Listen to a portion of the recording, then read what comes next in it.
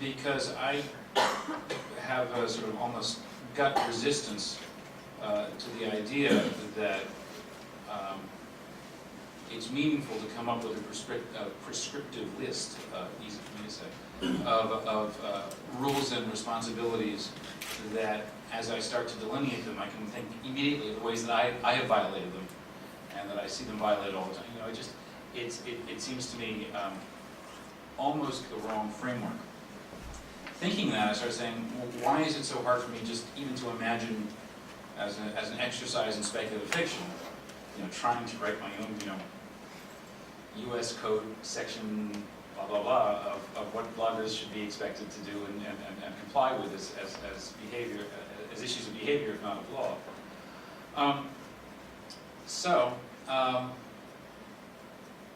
That made me realize that in some senses, the discussion seems to me a little bit out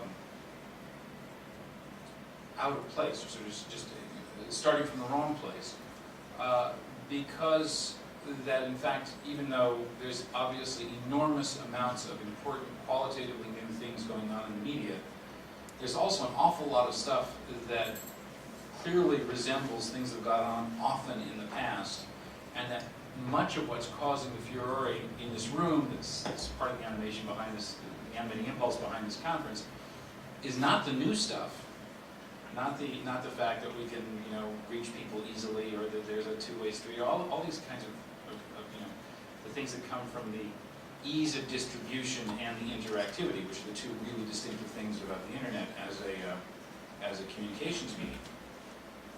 But that, you know, we've actually seen these concerns about the role of the speaker speaking to an audience that is larger than there was before for such information. We've seen that over and over again.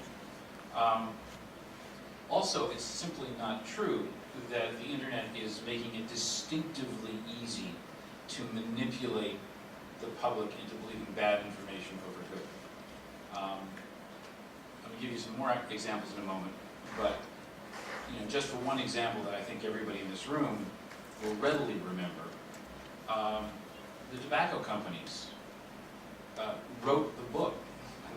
Philip Hiltz will be speaking later, literally wrote the book, but on how to use the forms and language and, you know, social status of science to create for decades, not just a wrong idea of what the actual science said about the health consequences of smoking, but a deadly wrong. You know, tens or hundreds or millions or thousands or millions of people died because the tobacco company was so successful at maintaining this, you know, first false impression, and then, you know, confusion, and then merely manipulation of the cultural power of the idea of science, the words of science, so that people, you know, even though, quote, everybody knew smoking was bad for you, the tobacco companies were able to create this bad impression that lasted much longer than any such, you know, clearly demonstrably awful idea, awful facts on the ground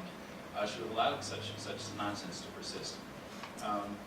So I just think, you know, I could almost stop there and just say, look, there's nothing new under the sun. Don't get too excited. This has happened before. It will continue to happen, and there are correctives. But that would be shortchanging the very kind invitation I got to come and speak. So let me give you a little bit more things to think about that I think may be somewhat contrary to the exactly what Kimberly was talking about the premises of this conference, but are, I think, important. So one of the questions is, are the problems you know, are the problems either for science or for the scientific understanding of the public that are presumed to come from the way science is being communicated to that public now through this very unruly mechanism of the internet? Are those problems of the way that science is being communicated? Is the problem in some sense in the audience and user groups? Or is there something that's happened to the way science sort of exists in our culture that would produce these problems? How, you know, whether we communicate it on you know, through smoke signals or by chiseling stuff on slate or something. And in this context, are people here generally familiar with Lewis Hyde's book, The Gift? Okay. Yeah, all right, sort of. It's a wonderful book. It's mostly about the problems of making art in a market, how you can create art in a market-dominated economy. And he posits the idea that art is really produced in the context of a gift economy. Half the book is mostly a focus on close reading of folklore and a look at some of the anthropology for traditional gift societies like the Pacific Islanders and Native Americans of the Pacific Northwest and so on. But and then the last half of the book looks at Walt Whitman and others to see how that works in their poetry, in their writing. But along the way, the book was written in the late 70s, published right around 1980. I should have the date in my head, and I don't. Along the way, he talks about what was then brand new anthropology of science. And he used science as of the 60s and 70s as an example of a sort of developed world, modern-day gift culture. Yeah, there's industrial science, there are people who do applied science, but academic science still lives in the context of a really well-articulated gift culture. And there are goods that people get. People rise through the hierarchy of science. Certainly, it's not an economy of equals, but it's an economy where the exchanges are these intangibles and where you give away the things that you have made in order to rise in status. The edition of the book I actually first encountered I only first encountered this book a few years ago, even though it's been continuously in print since its publication. And there was a postscript, 25th year postscript from about 2005. And there Hyde pointed out that that in some senses he'd been misled, that his understanding of science really came from that really, in some senses, unusual period between Sputnik and the fall of the Berlin Wall.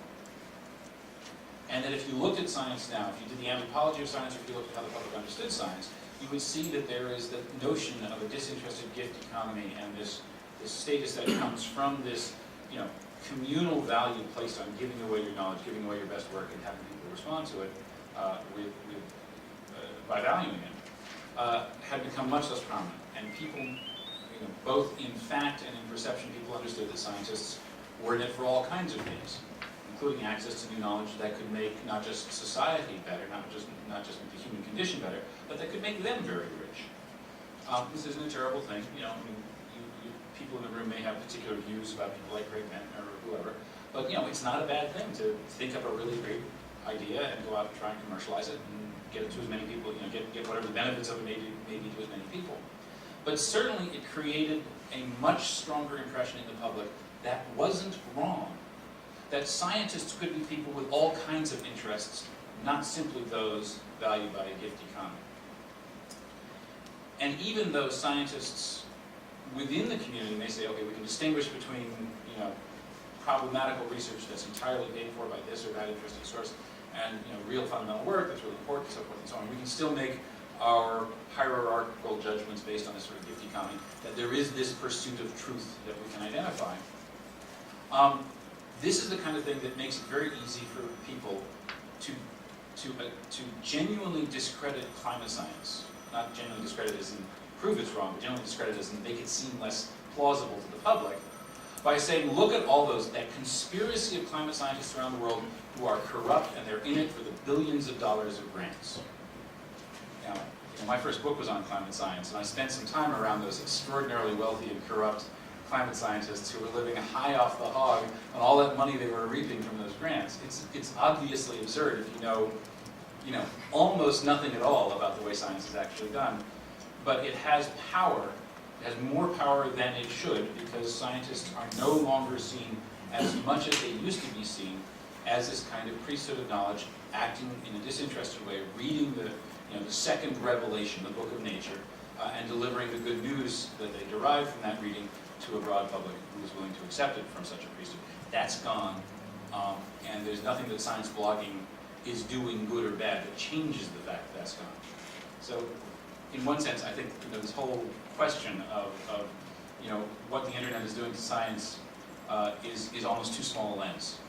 The social place of science is changing.